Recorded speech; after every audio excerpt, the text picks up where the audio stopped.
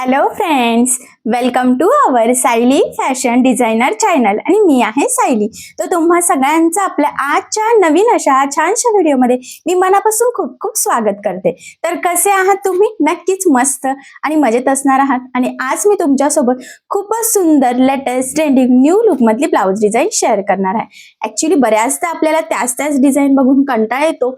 वेगळी युनिक अशी डिझाईन बनवायची असते, पण कशी बनवावी हे सुचत नाही. तर आज खूप छान डिझाईन सांगणार आहे मी तुम्हाला. त्याचबरोबर सगळ्यात महत्त्वाचं, ही जी काही डिझाईन आहे त्याची संपूर्ण कटिंग आणि स्टिचिंग अतिशय सावकाश स्टेप बाय स्टेप आणि खूप काही महत्त्वाच्या फिनिशिंगच्या टिप्स अँड ट्रिक्स सहित मी तुमच्यासोबत शेअर करणार आहे, जेणेकरून तुम्हाला आपला आजचा हा व्हिडिओ बघून फक्त अशी डिझाईन बनवणंच नाही, तर ती प्रॉपर परफेक्ट फिनिशिंग सहित कशी बनवावी तर हे देखील सहजच लक्षात यावं यासाठी.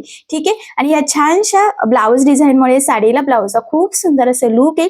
सो चला मग वेळ न घालवता आपण आपल्या आजच्या छानशा व्हिडिओला सुरुवात करूयात. आणि हा व्हिडिओ तुम्ही स्किप न करता पूर्ण नक्की बघा, जेणेकरून तुम्हाला आपला आजचा हा व्हिडिओ बघून अशी छानशी लेटेस्ट ट्रेंडिंग न्यू लुक मधली ब्लाउज डिझाईन बनवणं खूपच सोपं जाईल. ठीक आहे. सो चला मग आता आपण स्टार्ट करूयात. तर हे बघा, इथे तुम्ही बघू शकतात की हा आहे ब्लाउज पीस. छान असा ब्लाउज पीस आहे खरं तर. आणि याची बॉर्डर अशी कॉन्ट्रास्ट आहे, मस्त कलर कॉम्बिनेशन सुद्धा आहे. आणि याचा अस्तर आणि मेन फॅब्रिक असं दोन्हींचा बॅक पार्ट आपण इथे कट करून घेतलेला आहे.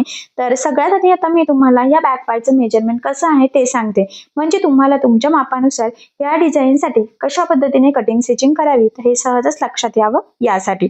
तर बघा, मग हा जो काही ब्लाउज आहे तर त्या ब्लाउजची जी काही उंची आहे, तर टोटल ती उंची आहे इथे 13 आणि त्यामध्ये आपण 1 इंच मार्जिन ऍड करत असतो. तर टोटल किती झालं मग 14.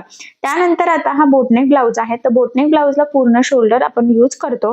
तर त्याचं निम्म म्हणजे मी इथं 7 ला मार्किंग केली आणि 4 इंच गळा रुंदीची मार्किंग सुद्धा करून घेतलेली आहे. आता जेवढं शोल्डर घेतलेला आहे तेवढाच मुंडा घ्यायचा असतो. तर 7 इंचाचा मुंडा घेतला. क्रॉस मध्ये 1 इंचचं मार्जिन ठेवून आपण गोल गळ्याच्या बॅक साईडच्या मुंड्याचा शेप सुद्धा देऊन घेतला. इथे घेतलेला आहे छातीचा चौथा भाग 9 चौक 36 आणि 1.5 इंच मार्जिन, असं टोटल 10.5. तर अशा पद्धतीने मार्किंग करून हा बॅक पार्ट आपण इथे ऑलरेडी कटिंग करून घेतलेला आहे. आणि आता आपण सगळ्यात आधी अस्तरचा जो काही बॅक पार्ट आहे तर त्यावर गळ्याची मार्किंग करणार आहोत. तर बघा, आता वरचा एक गळा आणि खालचा एक शेप असं 2 शेप मध्ये बोटनेक असतो. तर वरून आता खाली आपण 3 इंचाला एक मार्किंग करून घेऊयात. त्यानंतर आपल्याला तिथे पुन्हा आडवं 4 इंचाची गळा रुंदीची मार्किंग इथे करून घ्यायची आहे. आता वरच्या शेपमध्ये आणि खालच्या शेपमध्ये किती डिस्टन्स सोडायचा तर हे आपल्यावर डिपेंड असतं. तर इथे तुम्ही 1, 1.5, 2 इंचापर्यंत डिस्टन्स ठेवू शकतात. बट आता आपण इथे खरं तर अर्धा इंच डिस्टन्स सोडणार आहोत. त्याआधी मी वरच्या साईडचा हा चौकोन शेप इथे ड्रॉ करून घेतला. आणि आता मी म्हटल्याप्रमाणे तेवढा डिस्टन्स सोडून आपण खालच्याची मार्किंग इथे करून घेऊयात. तर बघा, मग मी इथून एक मार्किंग करते. खरं तर हा खालचा शेप जो आहे ना, तर तो आणि वरचा शेप असे 2 शेप आपल्या बोटनेक मध्ये असतात. त्यामुळे आपल्याला इथे 2 असे बॉक्स ड्रॉ करून घ्यायचे आहे, कारण रेग्युलर ब्लाउजला आपल्याला एकच बॉक्स ड्रॉ करायचा असतो. पण इथे तसं नसतं. खालून सुद्धा आपण 1.5 ते 2 इंचाला एक मार्किंग करून घेऊयात. आणि पुन्हा 4 इंच गळा रुंदीची मार्किंग सुद्धा इथे करून घ्यायची आहे. आता पट्टीच्या सहाय्याने ह्या लाईन ड्रॉ करून इथे बॉक्स ड्रॉ करून घेऊयात. तर बघा, मग खालच्या शेपसाठी एक बॉक्स आणि वरच्या शेपसाठी एक बॉक्स, असे 2 बॉक्स इथे झाले. वरती सिंपल असा गोलगळ्याची मार्किंग आपण करून घेतलेली आहे. आणि त्यानंतर आता खाली आपल्याला एक मार्किंग करायची आहे. बघा, कमरेच्या साईडला ह्या पद्धतीने क्रॉस अशी गोलाकार सेंटरला मॅच करत. त्यानंतर इथून 2 इंच डिस्टन्स घेऊन आपल्याला हा शेप इथे ड्रॉ करून घ्यायचा आहे. सो बघा, मग एकदम छान वेगळ्या युनिक पद्धतीची खरं तर आज आपण इथे डिझाईन बनवणार आहोत. तर जी काही मार्किंग केलेली आहे ना, तर एक्झॅक्टली त्यावरच आता सगळ्यात आधी आपण कटिंग करून घेऊयात. आणि हा जो काही शेप आहे तर हा कॅनव्हास पेपर न लावताच आपण स्टिच करणार आहोत. आणि इथून मध्ये आपण किंचितसा जॉईंट ठेवलेला आहे. तुम्ही डायरेक्ट सुद्धा कटिंग करू शकता. ठीक आहे. सो बघा, मग अशा पद्धतीने गळ्याची आपण इथे मार्किंग आणि कटिंग करून घेतलेली आहे. सो आता आपण ही जी काही डिझाईन आहे तर ही स्टिच करायला इथे सुरुवात करूयात. जर तुम्हाला कॅनव्हास पेपर लावून हा गळा स्टिच करायचा असेल तर तुम्ही करू शकतात. तर आता इथे सगळ्यात आधी आपल्याला अस्तर आणि मेन फॅब्रिक एकमेकाला जोडून घ्यायचं आहे. त्यासाठी ब्लाउजचा जो काही बॅक पार्ट आहे तर तो आपल्याला इथे सरळ ठेवायचा आहे. त्यानंतर आपण कटिंग केलेला अस्तरचा बॅक पार्ट त्यावर ठेवून घेतला. इथे सेंटरला आपण पिन लावून घेऊयात, जेणेकरून स्टिच करताना ते हलणार नाही आणि आपल्याला स्टिच करणं सुद्धा इझी जाईल. या दोन्ही साईडला पण सुद्धा एक एक पिन लावून घेतलेली आहे. ठीक आहे. त्यानंतर आता इथे मी 1 मीटर नॉट घेतलेली आहे, तर ती आपल्याला इनव्हिजिबल अशी लावायची आहे, त्यामुळे ती आत्ताच लागणार नाही. तर एका ब्लाऊजसाठी 1 मीटर सफिशियंट असते. तुम्ही इथे ब्लाऊजचे किंवा साडीच्या फॅब्रिक पासून सुद्धा बनवू शकतात. आता सगळ्यात आधी इथून टिप मारायला सुरुवात करायची. तर कमरेच्या साईडने आपल्याला अर्धा इंच मार्जिन ठेवायचं आणि नंतर थोडंसं कमी कमी करत पाव इंचावरती आपल्याला आणायचं आहे, जिथून आपला शेप स्टार्ट होतो तिथे. आणि बरोबर इथे आपल्याला ती नॉट लावून घ्यायची आहे बघा. तर मी ती बरोबर आतमध्ये टाकून घेतलेली आहे. आणि आता संपूर्ण ह्या गळ्याला टीप मारताना साधारणतः पाव इंच एवढं मार्जिन आपल्याला इथे ठेवायचं आहे. आणि जसा शेप आहे तसंच व्यवस्थित कडेकडेने टीप मारून घ्यायची. सगळ्यात महत्वाचं म्हणजे टीप मारताना आपलं मी म्हटल्याप्रमाणे मार्जिन कमी जास्त होणार नाही याची काळजी घ्यायची, कारण आपण जशी टीप मारणार आहोत तसाच आपला शेप इथे येणार आहे आणि गळ्याचा शेप व्यवस्थित आला तरच ब्लाऊज छान दिसतो. दुसऱ्या साईडने सुद्धा बघा ती नॉट मी टाकून घेतलेली आहे. तुम्ही खरं तर तुम्हाला असं हार्ड जात असेल तर तुम्ही पूर्ण ब्लाऊज झाल्यावर पण लावू शकतात, पण असं लावल्याने काय होतं की फिनिशिंग खूप सुंदर येते. सो त्यामुळे शक्य असल्यास आतमध्येच टाकायचं. खूप काही अवघड आहे असं काहीच नाहीये. तर बघा इथे पूर्ण टीप मारून घेतलेली आहे. आता यानंतर मी ह्या पिना काढून घेतल्या आणि कमरेच्या साईडचा आणि जो काही मधला शेप आहे तिथे जे काही आपलं एक्स्ट्राचा आहे ना मेन फॅब्रिक, तर ते संपूर्ण आपल्याला इथे कट करून घ्यायचं आहे. तर बघा मग मी इथे छोटासा एक कट मारला आणि त्यानंतर हा मधला इथे कट करून घेते. खरं तर ज्यावेळेस आपण अस्तरचा गळा कट करतो त्यावेळेस तिथला जॉईंट किंचितसा राहून द्यायचा, जेणेकरून स्टिच करताना आपलं खूप स्प्रेड होत नाही, त्यामुळे मग फिटिंगला आणि फिनिशिंगला प्रॉब्लेम सुद्धा नक्कीच येत नाही. तर बघा गळ्याला इथे छोटे छोटे कट्स मारायचे आहेत. तर ही आपली बेसिक स्टेप आहे. तुमचा गळा कुठलाही असो आपल्याला ह्या पद्धतीने गळ्याला छोटे छोटे कट्स हे मारावेच लागतात. त्याचा फायदा हा आहे की आपण ज्यावेळेस हा बॅक पार्ट सरळ करतो तर तो प्रॉपर फिनिशिंग सहित सरळ होतो आणि सगळ्यात इम्पॉर्टंट म्हणजे गळ्याचा शेप वगैरे खूप सुंदर येतो. व्यवस्थित आपल्याला जिथे पाहिजे तिथे फोल्ड सुद्धा होतं. तर बघा मग ह्या पद्धतीने आता आपण हे सरळ करून घेऊयात. आणि हे नॉट बघा बरोबर आतमध्ये गेलेले आहेत, त्यामुळे मग फिनिशिंग अजूनच सुंदर अशी येणार आहे. शेप वगैरे व्यवस्थित बाहेर काढून घ्यायचा आहे. आणि आता आपल्याला इथे द्यायची आहे दाबटीप. तर बघा कमरेच्या साईडनेच दाबटीप द्यायला सुरुवात करूयात. तर सगळ्यात इम्पॉर्टंट म्हणजे दाबटीप देताना अस्तरचा आतला कपडा वरती दिसणार नाही याची आपल्याला काळजी इथे घ्यायची आहे. फिनिशिंगसाठी ही टीप खूप महत्वाची आहे, तर ती तुम्ही आवर्जून फॉलो करायची आहे. आणि बघा मग कंटिन्यू वरती जो काही शेप आहे त्या शेपला सुद्धा आपण इथे दाबटीप देऊन घेत आहोत. आणि आपलं ते नॉट एकदम व्यवस्थित पॅक लागलं गेलेलं आहे आता, कारण की दाबटीप पण आली आणि आधी सुद्धा एक टीप आलेली आहे. आणि फिनिशिंग खरं तर खूप सुंदर येते. तर तुम्ही सुद्धा अशी जर तुम्हाला नॉट लावायचं असेल तर अशा पद्धतीने लावण्याची सवय करू शकतात. एकदम प्रोफेशनल पद्धतीने आपली ही खरं तर बॅकनेक डिझाईन तयार होणार आहे. आणि दाबटीप देताना व्यवस्थित कानेकोपरे बाहेर काढून घ्यायचा आहे, नाही तर मग शेप व्यवस्थित येत नाही. आणि जर शेप बिघडला तर मग काही अर्थच नाहीये, फिनिशिंग पण नाही व्यवस्थित आणि ब्लाऊज पण छान दिसत नाही. सो अगदी काळजीपूर्वक खरं तर ह्या स्टेप फॉलो करायच्या. आणि बघा किती प्रॉपर फिनिशिंग सहित आपण इथे दाबटीप देऊन घेतलेली आहे. शेप सुद्धा खूप छान आला. त्यानंतर आता आपल्याला अस्तर आणि मेन फॅब्रिक कडेकडेने एकमेकाला जोडून घ्यायचं आहे. त्याचबरोबर वरचा गळा आपला रेडी झालेला नाहीये, सो तिथे सुद्धा सध्या कडेकडेने आपल्याला सिंपल अशी एक टीप टाकून घ्यायची आहे. आता ही टीप टाकताना गळा रुंदी स्प्रेड होणार नाही, आपलं काही तिरकं जाणार नाही, कुठे गोळा होणार नाही. तर या छोट्या मोठ्या गोष्टींची काळजी घेत खरं तर आपल्याला इथे अस्तर आणि मेन फॅब्रिक एकमेकाला जोडून घ्यायचं आहे. सो बघा गळा पण आपण त्याला डायरेक्ट कंटिन्यू जोडूनच घेतलेला आहे, कारण हा शेप असा आहे की एकतर खालचा शेप रेडी झाला असता किंवा एक तर वरचा. आणि आपल्याला कॅनव्हास पेपर न लावता स्टिच करायचं होतं, ते सुद्धा कमीत कमी टाइम मध्ये, त्यामुळे ही पद्धत खूप सोपी होती.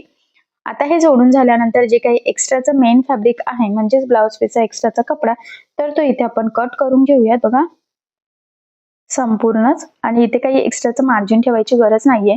आणि खरं तर तुम्हाला सगळ्यांनाच माहित आहे की अस्तरवर आपण परफेक्ट कटिंग करतो आणि ब्लाऊज पीसचा कपडा आपण थोडंसं एक्स्ट्राचं मार्जिन ठेवून कटिंग करत असतो, जेणेकरून आपल्याला स्टिचिंगला सोपं जावं. खरं तर यामुळे मग गळा रेडी झाल्यावर ह्या पद्धतीने बॅक पार्ट परफेक्ट आधी रेडी करून घ्यायचा आहे. आता आपल्याला इथे वरचा जो काही गळा आहे तिथे लावायची आहे गळापट्टी. तर बघा मग मी इथे हे उरलेलं फॅब्रिक घेते आणि गळ्याला नेहमी आपल्याला तिरकस म्हणजे स्ट्रेचेबल कपडाच्या पट्ट्या लागत असतात, त्यामुळे मग मी इथे तिरक्या कपड्यामध्ये त्या पट्ट्या कट करून घेते. तर 1 इंचाची पट्टी आपल्याला सफिशियंट आहे. त्याचबरोबर आपण दोन्ही पण सोबतच इथे कटिंग करून घेत आहोत. आता आपण ते जॉईंटच करून घेऊयात, कारण की मला असं वाटतं एक आपल्याला पुरणार नाहीये. सो त्यामुळे इथे स्ट्रेट मी कट करून घेतलं सेम. आणि आता टीप टाकून इथे जोडून घेते. खरं तर डबल टीप द्यायची आहे आणि बऱ्याचदा जॉईंट देताना आपण वरून दाब टीप देतो, पण गळ्याच्या पट्टीला द्यायची नाही, नाहीतर मग कपडा तिथे स्ट्रेच होत नाही आणि आपला गळ्याचा आकार व्यवस्थित गोलाकार सुद्धा येत नाही. त्यानंतर बघा ह्या पद्धतीने डबल फोल्ड करून 1/2 इंच एवढं मार्जिन ठेवून आपल्याला गळ्याच्या कडेकडेने ही जी काही गळापट्टी आता आपण रेडी करून घेतलेली आहे ना, तर ती लावून घ्यायची आहे. सगळ्यात इम्पॉर्टंट म्हणजे अगदी व्यवस्थित, सावकाश, काळजीपूर्वक एकसारखं मार्जिन राहील ह्या छोट्या मोठ्या गोष्टींची काळजी घेत आपल्याला इथेही जी काही गळापट्टी आहे तर ती लावून घ्यायची आहे. आणि मी म्हटलंच होतं आपल्याला पुरणार नाही, तर बघा जॉईंटचा पार्ट सुद्धा मध्ये इथे आलेला आहे, बट इट्स ओके. जर तुमच्याकडे जास्त कपडा असेल तर तुम्ही सरळ मोठी पट्टी सुद्धा कट करू शकतात. पण आपण कसं ना 80 सेंटीमीटर किंवा 1 मीटर मध्ये तेवढा ब्लाऊज बसवण्याचा प्रयत्न करत असतो, त्यामुळे मग आपल्याला जॉईंट हा द्यावाच लागतो. आता गळ्याला बघा ह्या पद्धतीने इथे छोटे छोटे कट्स मारून घ्यायचे आहेत आणि त्यानंतर आता आपल्याला ही पट्टी आतमध्ये फोल्ड करून वरच्या साईडला द्यायची आहे आपल्याला दाबटीप. सो बघा मग दाबटीप देताना आपल्याला काळजी घ्यायची आहे की जी काही अस्तरची आपली पट्टी आहे तर त्याचा कपडा वरती दिसायला नको, जेणेकरून आपली फिनिशिंग बिघडायला नको. सो फिनिशिंग साठीची ही महत्वाची जी काही टीप आहे तर ही तुम्ही आवर्जून फॉलो करायचीच आहे. तर बघा मग किती छान प्रॉपर फिनिशिंग सहित आपला हा वरचा गळा सुद्धा इथे फायनली रेडी झालेला आहे. ठीक आहे. सो बघा मग खरं तर आता इथे आपण लेस, पाइपिंग, मोती लेस काहीही यूज करू शकतो किंवा सिंपल असा गळा सुद्धा ठेवू शकतो. काही काही कस्टमरला लेस वगैरे नको असते, तर अशा वेळेस मग लेस नाही लावली तरी चालेल. पण आता आपण इथे छान अशा डिझायनर लेस यूज करून मस्त असा हा डिझायनर बॅक पार्ट अजून छान असा रेडी करणार आहोत. तर आता इथे लेस लावण्याच्या आधी आपल्याला बॅक साईडला टक्स टाकून घ्यावा लागणार आहे, कारण की आपली लेस लावण्याची पद्धतच तशी आहे. लेस लावल्यानंतर आपल्याला टक्स टाकता येणार नाहीयेत. तर बघा मग आपण इथे सेंटर पासून 4.5 आणि उभं 4 इंचाच्या टक्स पॉईंटची मार्किंग करून घेतली. आता जी मार्किंग केलेली आहे एक्झॅक्टली त्यावरच ह्या पद्धतीने फोल्ड करून तिरका टक्स आपल्याला टाकून घ्यायचा आहे. टक्सला स्टार्टिंगला डबल टिप देऊन लॉक करायचा आणि संपूर्ण टक्सला सुद्धा आपल्याला पुन्हा डबल टिप द्यायची असते. तर हा पॉईंट खूप इम्पॉर्टंट आहे, तर हा लक्षात राहू द्या. सेम त्याच पद्धतीने आता आपण दुसऱ्या साईडला सुद्धा इथे टक्स टाकून घेऊयात आणि इथे सुद्धा आपल्याला डबल टिप देऊन घ्यायची आहे. तर बघा मग फायनली खूप छान प्रॉपर फिनिशिंगचे दोन्ही साईडला आपण टक्स टाकून घेतलेले आहे, म्हणजे आता फिटिंगला काही प्रॉब्लेम नाही, आपल्याला ब्लाऊज हा छानच बसणार आहे. त्यानंतर गोल्डन छान अशी डिझायनर लेस मी इथे घेतलेली आहे. तुम्ही तुमच्या आवडीनुसार कुठलीही लेस इथे यूज करू शकतात, बट इथे मला वाटलं की ही छान दिसेल त्यामुळे मी घेतली. इथे कानाकोपऱ्यावरती लेस व्यवस्थित फोल्ड सुद्धा करायची आहे आणि बरोबर गळ्याच्या कडेकडेने आपल्याला ही लेस इथे लावून घ्यायची आहे.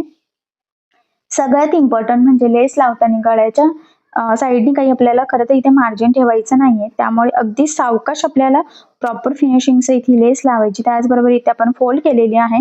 तर बघा मग लेस ही जरा ब्रॉड झालेली आहे, गळ्याच्या बाहेरनं निघलेली आहे. तर पुढे त्याची फिनिशिंगसाठी काय करायचं तर हे मी तुम्हाला पुढे सांगेलच. बट आता आपण सगळ्यात आधी ही लेस इथे लावून घेऊयात आणि तुमच्या लक्षात येईल की आपण आधीच बॅक साईडला टक्स का टाकले होते, कारण की आता आपण कंटिन्यू कमरेला सुद्धा ही लेस लावलेली आहे आणि लेस लावल्यानंतर जर का टक्स टाकले तर ते व्यवस्थित बसणार सुद्धा नाही आणि फिटिंगला सुद्धा प्रॉब्लेम येऊ शकतो आणि सगळ्यात इम्पॉर्टंट म्हणजे फिनिशिंगला सुद्धा. सो मग त्यामुळे आपण आधीच टक्स देऊन घेतले. त्यानंतर बघा लेस ब्रॉड आहे, त्यामुळे कडेकडेने जे काही आपली डिझायनर लेस आहे साईडची, तर तिथे आपण व्यवस्थित टीप टाकून घेतोय. म्हणजे काय होईल की त्यामुळे आपली ही लेस व्यवस्थित पॅक पण लागली जाईल, ती वरती तरंगणार पण नाही आणि सगळ्यात इम्पॉर्टंट म्हणजे फिनिशिंग सुद्धा खूप सुंदर येईल. तर बघा मग फायनली खूप छान प्रॉपर फिनिशिंग सहित आपण इथे ही लेस लावून घेतलेली आहे. आता यानंतर आपल्याला जो काही आपला वरचा शेप आहे तिथे सुद्धा एक लेस यूज करायची आहे. तर तिथे सुद्धा तुम्ही तुमच्या आवडीनुसार किंवा कस्टमरच्या चॉईसनुसार कुठलीही लेस यूज करू शकतात. बट आपण खाली जी काही लेस यूज केली तिथे सुद्धा ती मॅच व्हावी या हिशोबाने बघा मग मी इथेही लेस घेतली आणि जे काही आधीचाच लेसचा डिझायनर पार्ट वरती जो आला होता गळ्याच्या साईडने, तर तो आपण कट करून घेतला आणि मग तिथे आपल्याला ही लेस लावून घ्यायची आहे. बघा तर एकदम छान छोटीशी नाजूक लेस मी इथे घेतलेली आहे, खूप ब्रॉड अशी घेतलेली नाहीये, तरच छान असं लुक येईल असं मला वाटलं खरं तर. तर बघा तुम्हाला कसं वाटतंय त्या पद्धतीने तुम्ही इथे लेस यूज करू शकतात. सिंपल पाइपिंग करू शकतात, मोती लेस सुद्धा लावू शकतात, तर ते तुमच्या चॉईसवर डिपेंड आहे. त्यानंतर आता आपण इथे सिंपल छोटेसे लटकन तयार करून घेऊयात. तर इथे जे काही लटकन आहे तर ते आपण 2 कलर कॉम्बिनेशन मध्ये बनवणार आहोत. बघा सगळ्यात पहिले हे लटकन इथे लावून घेऊयात आपण. तर एकदम सोपी पद्धत आहे खरं त्या लटकनची. बघा ह्या पद्धतीने फोल्ड करायचं आहे आणि त्यामध्ये आपल्याला नॉट टाकून घ्यायची आणि इकडून कडेने फक्त टीप द्यायची. टीपला स्टार्टिंग एंडिंगला लॉक करा, जेणेकरून लटकन सुद्धा लवकर खराब व्हायला नको. आणि एक्स्ट्राचं बघा इथे व्यवस्थित कट करून घेतलेलं आहे. आणि आता आपण हे सरळ करूयात. तुमच्या लक्षात येईल की बघा किती छान असे मस्त लटकन तयार झाले. त्यानंतर इथे सिंपल त्याच्यावरती सुद्धा आपल्याला एक त्रिकोण रेडी करून घ्यायचा आहे बघा. तर तो सुद्धा डबल फोल्ड कपडाच घ्यायचा आहे, म्हणजे फिनिशिंग छान येते. तर बघा ह्या पद्धतीने ते लावलं, एक्स्ट्राचं कट करायचं आहे आणि मग मी तुम्हाला हे सरळ करून दाखवते. हे बघा, तर कलर कॉम्बिनेशन पण मस्त आहे आणि खूप छान असं सिंपल लटकन इथे तयार झालेला आहे. सेम त्याच पद्धतीने दुसऱ्या साईडला सुद्धा आपण एक दुसरं लटकन रेडी करून घेऊयात. तिथे सुद्धा सुरुवातीला शेवटी व्यवस्थित डबल टिप देऊन लॉक करायचं आहे. तर या संपूर्ण डिझाईन शिवताना मी जिथे जिथे सांगते की डबल टिप द्यायची आहे, तिथे तिथे तुम्ही आवर्जून देत चला. त्याचे 2-3 फायदे आहे. महत्वाचं म्हणजे फिनिशिंग खूप सुंदर येते. फिटिंग फिनिशिंगसाठीच्या ह्या टिप्स तुम्ही फॉलो केल्या की ब्लाऊज तुम्हाला नक्कीच परफेक्ट स्टिच करता येईल. सो छान छोटंसं मस्त झटपट तयार होणारं लटकन सुद्धा इथे आपण लावून घेतलेलं आहे. आणि फायनली खूप छान नवीन शेपमध्ये लेटेस्ट ट्रेंडिंग न्यू लुक मधली आपली ही ब्लाऊज डिझाईन तयार झालेली आहे. बऱ्याचदा बोटनेक मध्ये आपल्याला डिझाईन कशी बनवावी हे सुचत नाही, तर ही डिझाईन तुम्ही सहज बनवू शकतात. छान असा ब्लाऊज पीस होता. खरं तर थोड्या वेगळ्याच पॅटर्न मध्ये होता तो. खाली कॉन्ट्रास्ट काठासारखी बॉर्डर होती, काठ पण त्याला म्हणता येणार नाहीये. आणि वरती सुद्धा असं वर्क केलेलं होतं. मी म्हटल्याप्रमाणे ब्लाऊज साडी दोन्ही वेगळंच आहे. सो त्यावर मग ही डिझाईन छान दिसेल असं मला वाटलं. सो त्यामुळे मी ही डिझाईन इथे बनवलेली आहे. सो तुम्ही सुद्धा अशी छानशी लेटेस्ट ट्रेंडिंग न्यू लुक मधली बोटनेक मधली ही डिझाईन नक्की बनवून बघा.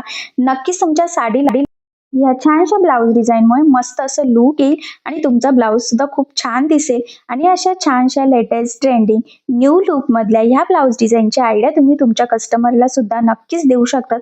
आय होप सो तुम्हाला आणि तुमच्या कस्टमरला आपली आजची ही छानशी ब्लाऊज डिझाईन नक्कीच आवडेल. त्याचबरोबर मी तुम्हाला संपूर्ण कटिंग स्टिचिंग अगदी सोप्या पद्धतीने आणि अगदी सावकाश सांगितलेलं आहे, म्हणजे तुम्हाला आपला आजचा हा व्हिडिओ बघून इझिली अशी डिझाईन बनवता येईल. सो नक्की ट्राय करून बघा. ठीक आहे. सो बघा मग फायनली खरं तर खूप सुंदर अशी आपली डिझाईन तयार झालेली आहे. फिनिशिंग वगैरे बघितल्यावरच लक्षात येते किती सुंदर अशी आलेली आहे. आणि महत्वाचं म्हणजे संपूर्ण डिझाईनची कटिंग स्टिचिंग मी तुम्हाला अतिशय सावकाश स्टेप बाय स्टेप आणि खूप काही महत्वाच्या फिनिशिंगच्या टिप्स अँड ट्रिक्स सहित सांगितलेलं आहे, जेणेकरून तुम्हाला आपला आजचा हा व्हिडिओ बघून फक्त डिझाईन बनवणंच नाही तर ती प्रॉपर परफेक्ट फिनिशिंग सहित कशी बनवावी तर हे देखील सहजच लक्षात यावं यासाठी. आणि सगळ्यात महत्वाचं म्हणजे याची पद्धत इतकी सोपी आहे की बायचान्स जरी तुम्ही कुणी नवीन शिकत असाल, याआधी डिझाईन बनवलेली नसेल, तरी सुद्धा तुम्हाला आपला आजचा हा व्हिडिओ बघून अशी डिझाईन सहज बनवता येईल. ठीक आहे. सो चला मग आपण आपला आजचा छानसा व्हिडिओ इथेच थांबूयात. आणि तुम्हाला आपला आजचा व्हिडिओ डिझाईन कशी वाटली हे मला कमेंट करून नक्कीच कळवा. त्याचबरोबर आपली डिझाईन आवडली असेल तर व्हिडिओला लाईक करायला विसरू नका. आणि असेच नवनवीन छानसे व्हिडिओज बघण्यासाठी आपल्या सायली फॅशन डिझायनर या चॅनलला सबस्क्राईब करा. आणि ज्या वेळेस तुम्ही सबस्क्राईब कराल त्यावेळेस त्यासमोरील बेल आयकॉन हे नक्की प्रेस करा. त्यामुळे काय होईल, जेव्हा मी नवीन व्हिडिओज टाकेल त्याचं नोटिफिकेशन तुम्हाला तुमच्या मोबाईलवर येईल. ठीक आहे. सो भेटूया पुन्हा नवीन अशा छानशा व्हिडिओमध्ये. तोपर्यंत टेक केअर, काळजी घ्या. आणि आपला आजचा व्हिडिओ शेवटपर्यंत पूर्ण बघितल्याबद्दल thank you so much. Bye bye.